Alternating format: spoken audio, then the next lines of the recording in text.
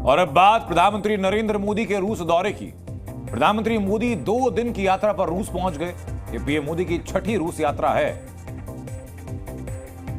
PM Modi रूसी राष्ट्रपति Vladimir Putin के निमंत्रण पर मॉस्को में हैं, जहां दोनों नेता 22वें भारत रूस वार्षिक शिखर सम्मेलन का हिस्सा बने। आज पीएम मोदी का रूस पहुंचते ही जोरदार स्वागत हुआ। एयरपोर्ट पर पीएम को गार्ड ऑफ ऑनर दिया गया। तस्वीरें देखिए। रूस के प्रथम डेप्यूटी पीएम डेनिस मोटोरोव ने पीएम मोदी का स्वागत किया और इस गर्मजोशी के साथ किया।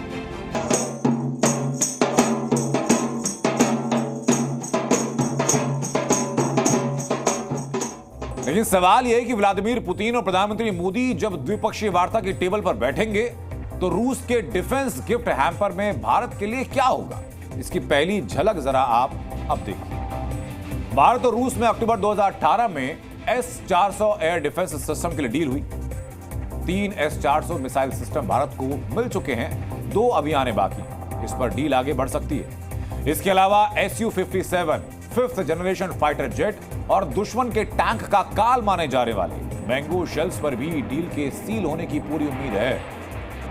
जिन हथियारों की डील भारत और रूस में हो सकती है वो ऐसे हथियार जो चीन और पाकिस्तान की बेचैनी को बढ़ा सकते हैं। अभी 2 और S-400 भारत को मिलने हैं।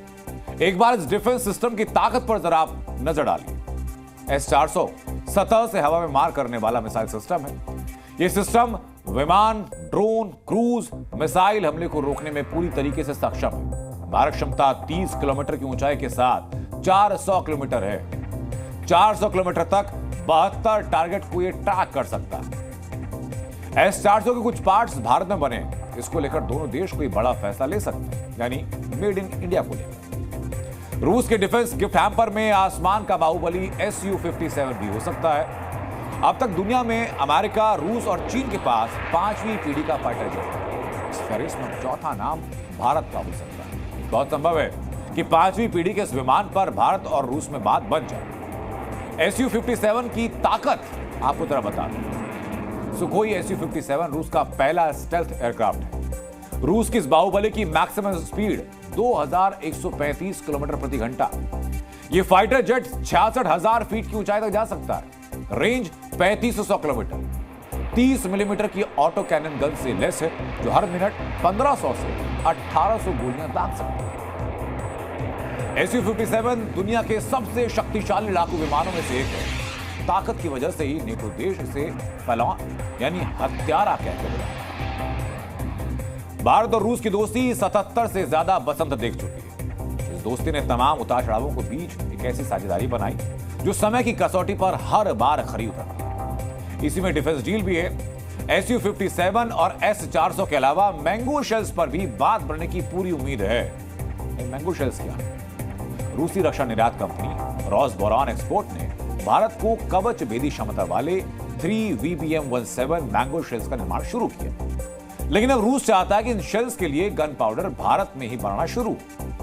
3 VBM-17 मैंगो शेल्स टैंक को भेदने में सक्षम है। इन शेल्स की नोक बनाने के लिए टंगस्टन का इस्तेमाल होता है, एक ऐसी धातु जिसे सबसे भारी धातु कहा जाता है। मैंगो शेल्स को भारतीय सेना के T-72 और T-90 युद्धक टैंकों से दागा जा सकता है। एक मैंगो शेल का वजन करीब 20 किलो होता है। यूक्रेन की वजह से बाकी 2 स्क्वाड्रन जो है 2026 तक होंगे। हो सकता है कि हम 2 स्क्वाड्रन और खरीदें।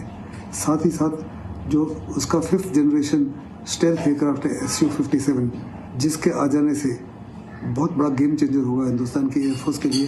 और वास्तव में वो S-400 और राफेल मिलाकर चाइना और पाकिस्तान के ऊपर बड़े पैमाने पर हामी हो सकते हैं। उसके ऊपर भी डील हो सकती है। T-72 और T-90 जो टैंक्स हैं, उनके जो आर्मर पियर्सिंग शेल्स हैं, वो हिंदुस्तान में ट्रांसफर टेक्नोलॉजी की मदद से बनाए जाएंगे। तो रूस भारत का सबसे बड़ा हथियारों का सप्लायर है। 2018 से 2023 के बीच में भारत ने लगभग 42% हथियार रूस से आयात किए हैं। ऐसे में अगर कल डिफेंस की डील सील होती है तो इसे भारतीय सेना की ताकत कई गुना बढ़ना तय माना जाएगा। एक यात्रा पर प्रधानमंत्री मोदी हैं और एक यात्रा पर लोकसभा में नेता प्रतिपक्ष राहुल गांधी हैं। पिछले 10 वर्षों में प्रधानमंत्री मोदी की यह छठी रूस यात्रा है, तो वहीं हिंसा की शुरुआत के बाद राहुल गांधी की यह तीसरी मणिपुर यात्रा है। पीएम मोदी ने तीसरे कार्यकाल में पहली द्विपक्षीय यात्रा के लिए रूस को चुना तो वहीं नेता प्रतिपक्ष बनने के बाद राहुल गांधी ने हाथरस के बाद मणिपुर को चुना।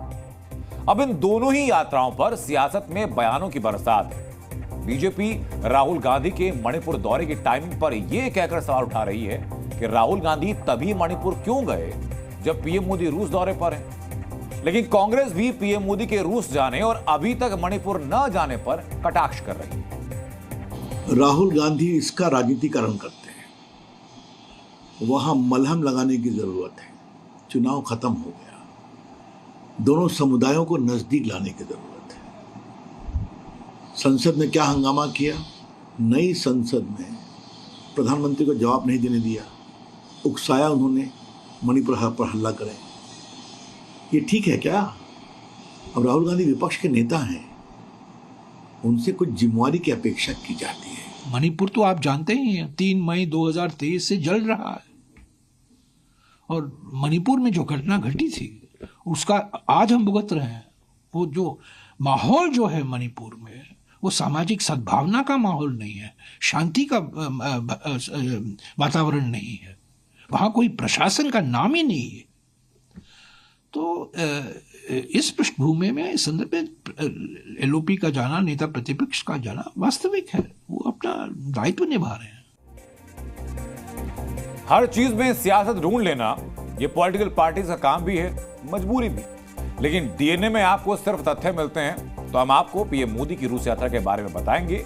लेकिन पहले राहुल गांधी की मणिपुर यात्रा की झलकियां जरा आप देख लीजिए। राहुल गांधी आज जब मणिपुर के विष्णुपुर और चुड़ाचांदपुर में राहत शिविरों में पहुंचे तो आप तस्वीरें देखिए। तस्वीरें देखकर आपको शायद लगे कि राहुल गांधी किसी चुनावी रैली या कांग्रेस दफ्तर के उद्घाटन के लिए गए। सेल्फी का दौर वहां चल रहा था, कांग्रेस के झंडे वहां लहरा रहे थे। लेकिन आखिरकार हकीकत यह है कि राहुल गांधी वहां किसी चुनावी रैली में नहीं बल्कि एक राहत शिविर में गए थे।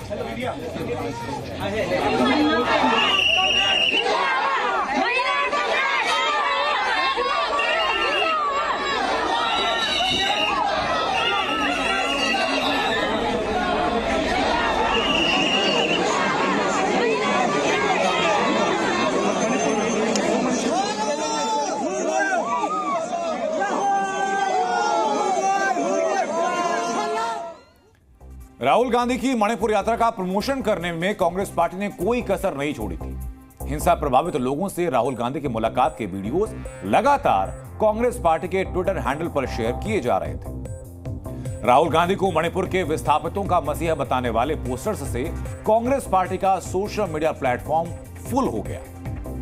मणिपुर के 2 राहत शिविरों में विस्थापितों का दुख दर्द बांटने के बाद राहुल गांधी ने प्रेस कॉन्फ्रेंस की और अपना अनुभव शेयर किया और पीएम मोदी को रिक्वेस्ट की उसी भाषा में मणिपुर का दौरा करने का चैलेंज दिया। मणिपुर को जरूरत है कि हिंदुस्तान के प्रधानमंत्री यहां आए और जो यहां हो रहा है उसको समझने की कोशिश करें और जनता की जो आवाज है, जनता का जो दुख है, दर्द है, उसको सुने।